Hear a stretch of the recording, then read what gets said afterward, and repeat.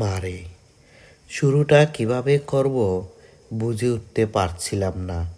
যেদিন তুই তোর মায়ের অস্তিত্ব ছেড়ে ভূমিষ্ঠ হয়েছিলি, সেদিন থেকে তোকে মা বলে ডাকতে শুরু করলাম।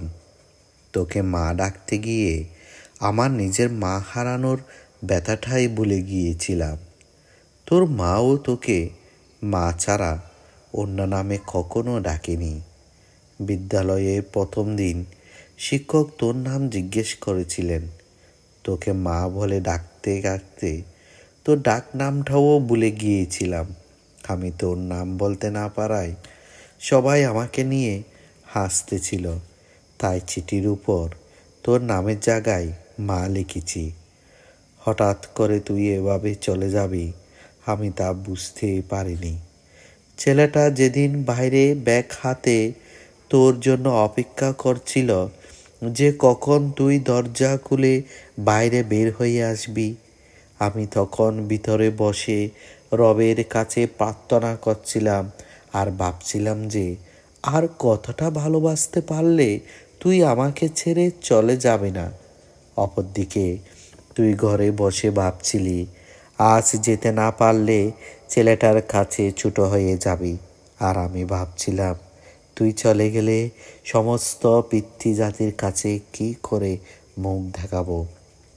জানিস মা, তুই তোর 3 বছরের ভালোবাসা খুঁজে পেয়েছিস, কিন্তু আমার জীবন থেকে 20 বছরের ভালোবাসা হারিয়ে গেছে। মারে, প্রত্যেকটা বাবা জানে রক্ত পানি করে ঘরে তোলা মেয়েটা একদিন অন্যের ঘরে চলে যাবে। তারপরও একটুও কৃপণতা থাকে না বাবাদের ভিতরে। বাবাদের ভালোবাসা শামুকের কলসের মতো। মারে, বাবাদের বাহিরটা শক্ত হলেও ভেতরটা কিন্তু খুব নরম হয়ে থাকে। বাবারা সন্তানদের কতটা ভালোবাসে তা বোঝাতে পারে না, তবে অনেকটা ভালোবাসতে পারে। জানি মা, আমার লেখাগুলো পড়ে তোর খারাপ লাগতে পারে।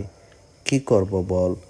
তোরা তো যৌবনে পা রাখার পর চোখ, নাক, কান সব কিছুর প্রতি বিবেচনা করে প্রেম করিস, কিন্তু যেদিন জানতে পারলাম তুই তোর মায়ের গর্ভে অবস্থান করেছিস, সেদিন বুঝতে পারিনি তুই কালো না ফর্সা হবি, ল্যাংড়া না বোবা হবি।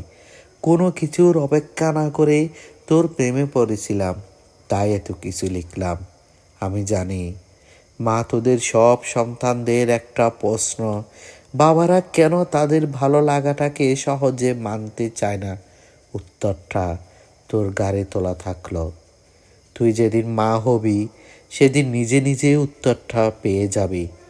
তোরা যখন একটা ছেলের হাত ধরে পালিয়ে যাস, তখন ওই ছেলে ছাড়া জীবনে কারো প্রয়োজন বোধ করিস না। কিন্তু একটা বাবা বুঝে তার জীবনে নানাজের মেয়েটার কতটা প্রয়োজন। যেদিন তোর দাদুর কাছ থেকে তোর মাকে গ্রহণ করেছিলাম, সেদিন প্রতিজ্ঞা করছিলাম যে যদি মেয়ে হয় তাহলে মেয়েটাকে তার স্বামীর হাতে নিজের হাতে তুলে দিয়ে তবে দায়িত্ব থেকে নিজেকে হালকা করব। তাই তোর প্রতি এত অভিমান। মারে, বাবার উপর রাগ করিস না। তোরা যদি অল্প দিনের ভালোবাসার জন্য ঘর ছেড়ে পালাতে পারিস, তবে আমরা 20 বছরের ভালোবাসার জন্য বেপরোয়া হব না কেন? বাবারা মেয়ে সন্তানের জন্মের পর চিন্তা করতে থাকে নিজের মেয়েটাকে সুপাত্রের হাতে তুলে দিতে পারবে তো? তারা যৌবনে পা রাখার পর চিন্তা করে কোনো প্রতারণার ফাঁদে পরে পালিয়ে যাবে না তো?